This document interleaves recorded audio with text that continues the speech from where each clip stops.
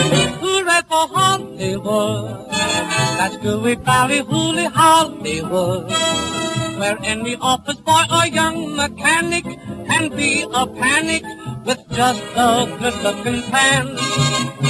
Hooray for Hollywood! Hollywood!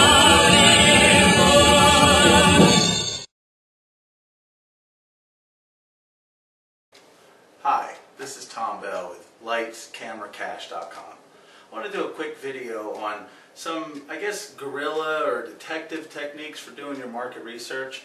Now, the basic market research you're going to want to do for your topic is out on the internet with some of the keyword tools, and we're going to have a video just for that. So this is kind of beyond that. So you've done your internet research with the keyword tools. You've found keyword or keywords with both the interest, that's people clicking, and the money, that's people, bids in the bid market. Now that's all going to be covered on the keyword tool video. What I want to talk about is some of the kind of spy work that you can do, because most of the people out there trying to make money online using YouTube, AdSense, websites, podcasting, whatever, they're just doing that basic keyword research with the tools. They want to press a few buttons and make a lot of money, and a lot do.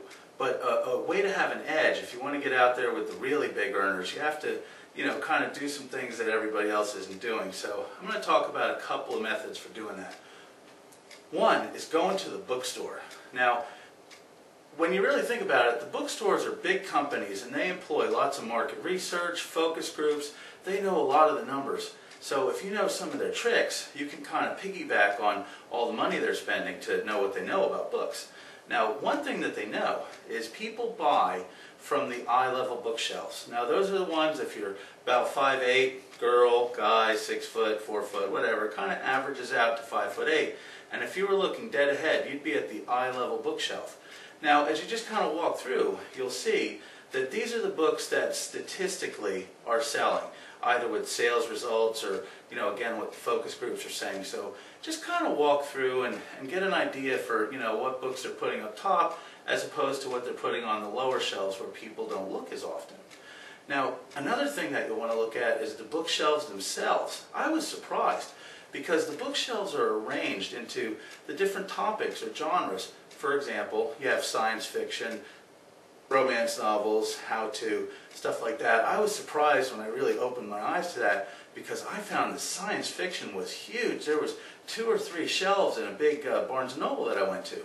Now, also romance is big. And, just kind of get a feel for what's out there. You can also take notice as to, which titles the bookstore has the most in quantity of. So if they have 1 or 2 of a book, that's one thing.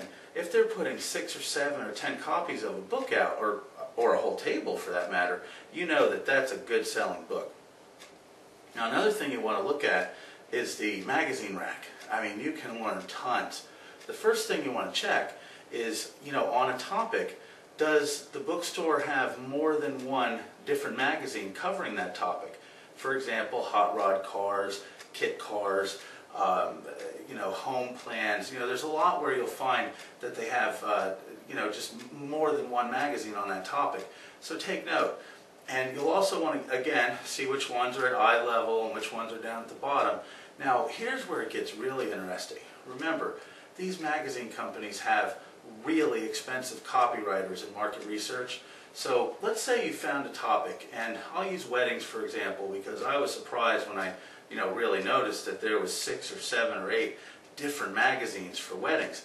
Now you'll see the taglines or the bylines on the front cover. Past the title of the magazine itself, November 2007, you'll see 4 or 5 kind of teasers that tell you what's inside the book. And those teasers, if you kind of look, if there's 6 or 7 different magazines, weddings for example, see if the teasers are covering the same topics. Often they will. In weddings, it's bridesmaids dresses, how to pick the perfect off-white dress, whatever the topic is. If you see it repeated in the different magazines, you'll know that that's kind of a hot topic inside that niche. And look for the wording that they use because they'll really get into what the market's thinking, and that you could come up with examples, but I'm going to leave that up to you. Just put on your detective hat. Now, another thing that you're going to want to do, if you want to find out which products are selling inside that niche, this will take, kind of going into the archives, but if you look at ads that appear in magazines, and if you happen to subscribe or you have a bunch of back issues of a magazine that you're interested in, which you probably do, look back, look at those ads, and you can do two things.